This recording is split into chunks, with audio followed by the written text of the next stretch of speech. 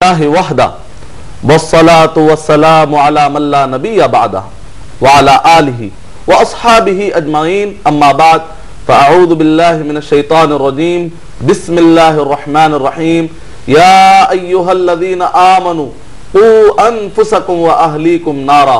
मोहतरम नाज़रीन इकराम, मैं सबसे पहले इस्लामी तरीके से आप सबका इस्तक़बाल करता हूँ। अस्सलामु अलैकुम व रहमतुल्लाहि व बरकातुहू। आज का ये टॉपिक बहुत ही मिले जुले जज्बात इसके अंदर पाए जाते हैं। इस टॉपिक के अंदर एक लम्हे फिक्रिया भी है, इस टॉपिक के अंदर एक हमदर्दी का इजहार भी है, इस टॉपिक के अंदर मोहब्बत और इसी तरीके से मसाइल कि किस तरीके से यकसुई की जाए। तो बेहतर यह होगा कि चाहे मुस्लिम हो चाहे गैर मुस्लिम हो, मैं चाहूंगा कि आप लोग ऐसे ऐसे सवालात आज लाएं कि जिसकी बुनियाद पर मुआशरे में ऐसे अफराद जो इन मसाइल से दो चार है उनके लिए बेहतर से बेहतर हल निकल सके। जब वो मसाइल एक मेज पर आएंगे तो ऐसे वक्त पर बहुत सारे पॉइंट पर हमको सोचने का मौका मिलेगा इंशाअल्लाह। हम बात करेंगे इस मसले पे। नाजरीन एक कॉलर लाइन पर मौजूद हैं, इनसे पहले बात करते हैं। हेलो जी, वालेकुम अस्सलाम। हेलो हेलो जी, वालेकुम अस्सलाम मोहतरम। मैं तुफान बोल रहा हूँ सऊदी अरब से। तो आप लोग ईद मुबारक बोल रहे। आपको भी बहुत बहुत ईद मुबारक। कल ईद तो हो गई सर। बच्चे के सवाल है ना, थोड़ा मेरे को सवाल पूछा था बच्चे के बारे में। जी जी, आपकी आवाज क्लियर नहीं आ रही है। इधर तो सिग्नल का प्रॉब्लम हो रहा है इधर, इसलिए।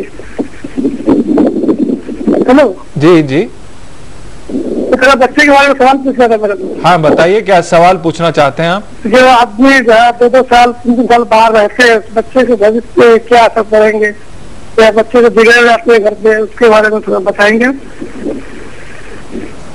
भाई हम आपसे माजरत चाहते हैं, आपकी आवाज क्लियर नहीं आ रही है। क्या सवाल पूछना चाहते हैं, नहीं समझ में आ रहा है। लगता है लाइन में किसी खराबी की वजह से ये क्लियर बात नहीं कर पाए और इनकी लाइन ड्रॉप हो गई है। अगर सवाल किसी तरह से कुछ जहन में आया हो तो आप मदनी साहब फरमाएं। वालेकुम अस्सलाम व रहमतुल्लाहि व बरकातुहू। आप सबको भी ईद मुबारक। जहाँ कहीं भी जिन ममालिक में भी अभी ईद मनाई जा रही है, इसी तरह कल मनाई जाएगी, उन सब के लिए ईद मुबारक है। और जहाँ तक आपने सवाल किया, यानी कि एक माने में आपने नुमाइंदगी करते हुए सवाल किया कि हम बीवी बच्चों से दूर रहते हैं, शायद जो मुझे समझ में आया वो ये है कि बच्चों से हम दूर रहते हैं या बच्चा किस तरीके से हम ऐसे लोग मसाइल का हल कर सके।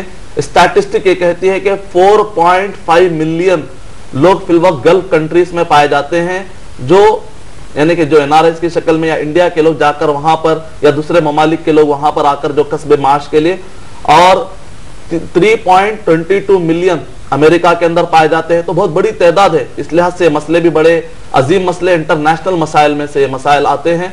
क्या करना चाहिए, इंशाअल्लाह हम अपने गुफ्तगू के दौरान वही चीजें बताएंगे कि चाहे कहीं भी रहो, चाहे बाप करीब रहता हो या दूर रहता हो, उसको हमेशा फिक्र करनी चाहिए अपने घर वालों की तरबियत के लिए। सूरह तहरीम सूरह नंबर 66 के आयत नंबर 6, ऐ वो लोगों जो ईमान लाए हो, क़ू अनफुसकुम व अहलीकुम नारा, तुम अपने आप को भी और अपने घर वालों को भी जहन्नम की आग से डराते रहो।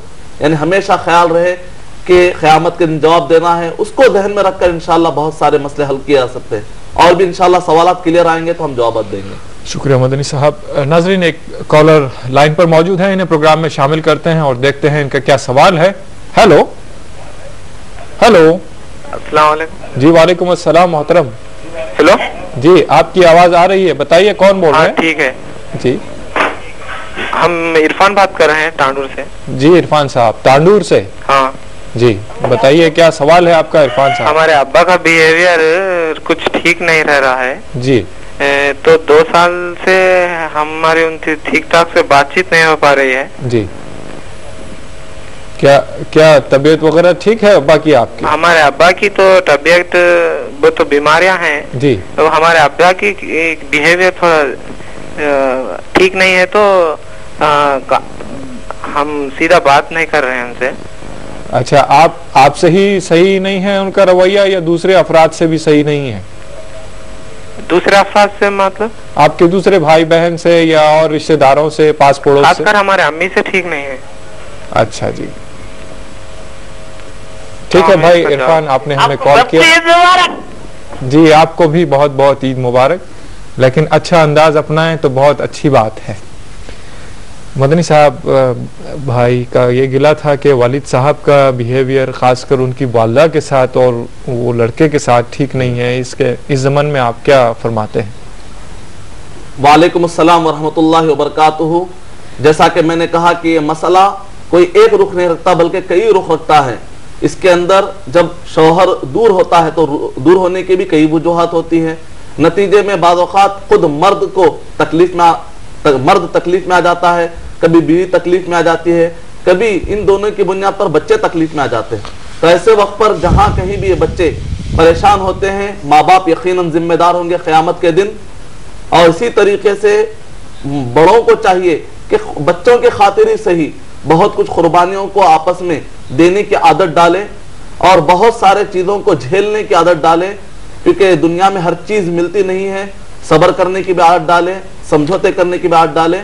और इस तरीके से भी बच्चों को दूर, अगर कोई आदमी टोटली जिम्मेदारियों से भाग जाता है, 4 महीने से बढ़कर अगर कोई दूर भाग जाता, उमर रज़ी अल्लाह तआला अन्हु कहते थे या तो तुम कहो कि मैं खर्चा दूंगा या नहीं तो फिर क्लियर कह दो कि मैं रिश्ता ही न रखना चाहता हूँ। ये लटका के रखने का जो सिस्टम है वो इस्लाम में नहीं है। और यही वजह कि उमर रज़ी अल्लाह तआला कहते थे मैं कोड़ा मारूंगा। यानी इस तरीके से औरतों को सताना या बच्चों को सताना जायज नहीं है, जिम्मेदारी है। उम्मीद कि आपका जवाब मुकम्मल। शुक्रिया मुदरी साहब। दोस्तों, और एक कॉलर लाइन पर मौजूद है, इन्हें प्रोग्राम में शामिल किए देते हैं। हेलो हेलो हेलो जी, अस्सलाम वालेकुम। जी वालेकुम अस्सलाम। जी, अस्सलाम वालेकुम। आपको ईद मुबारक। जी, आपको भी बहुत बहुत ईद मुबारक। अरशद साहब को भी ईद मुबारक कहिए। जी, अरशद साहब ने भी सुना। ईटीवी सभी को कहिए। हम जवेरिया कह रहे हैं औरंगाबाद से। अच्छा जवेरिया साहब, आपने नाम बाद में इसीलिए बताया कि हम फिर आपसे गिला करेंगे। अच्छा बताइए जवेरिया, क्या सवाल है आपका? जी, जो लोग कुछ वजूहात की बिना पर घर से बाहर रहते हैं, जॉब कर रहे हैं, तो उनकी बात तो ठीक है भाई, वो फैमिली से दूर रह रहे हैं जी। लेकिन जो लोग उसी शहर में जॉब कर रहे हों और फिर भी वो घर में नहीं रहते हैं, रात में भी देर रात तक घर नहीं आते हैं, तो ऐसे लोगों के लिए क्या बताया गया? और दूसरा सवाल जो इससे रिलेटेड नहीं है लेकिन फिर भी हम अक्सर इसलिए पूछ लेते हैं क्योंकि मदनी साहब बहुत अच्छी तरह जवाब देते हैं, एकदम क्लियरली कहते हैं जी। दूसरा सवाल ये है कि कुछ हमें भाई को पता चला कि जो मस्जिद में कब्र हो तो वो मस्जिद में नमाज नहीं चलती जी, तो ये किस हद तक दुरुस्त है? अच्छा। और तीसरा सवाल ये है कि गैर मुस्लिम अगर किसी को हज को भेज रहा तो क्या उससे हज कबूल हो जाएगा? अच्छा जी, बहुत शुक्रिया जवेरिया साहब, आपने हमें कॉल किया है। तीन सवाल आपके हैं। आइए जानते हैं मदनी साहब से क्या कहते हैं। मदनी साहब, पहला सवाल बहन का ये था कि लोग कस्बे हलाल के लिए बाहर जाते हैं, वो तो ठीक है, लेकिन यहीं शहर में रहते हैं लेकिन घर लौटते नहीं हैं या अलहदा जिंदगी गुजार रहे हो। इनका इशारा किस तरफ था वाज़ेह नहीं हो पाया। यह हो सकता है ताल्लुकात सही ना हो, इस वजह से दूर रह रहे हों बीवी बच्चों से, या फिर वक्त गुजारी जो बाहर होती है आम तौर पर, इससे भी मुताल्लिक हो सकता है सवाल। वालेकुम अस्सलाम वरहमतुल्लाहि वबरकातुहू। आप सबको भी ईद मुबारक। पहला सवाल जो आपका था उसके अंदर भी कई पहलू पाए जाते हैं।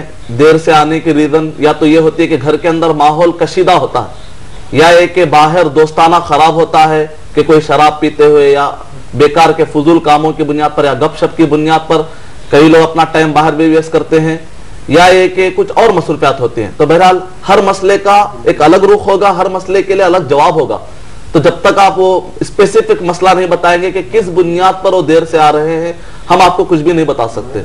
अलबत्ता ये जरूर है कि बहरहाल घर से दूर रहकर या घर के जिम्मेदारियों से भागना ये सही नहीं है। इस्लाम बराबर क़यामत के अल्लाह सुब्हानहू तआला पूछेंगे कि हर एक अपनी जगह पर एक जिम्मेदार है। क़यामत के दिन वकुल्लुकुम मसऊलुन अन रइयती,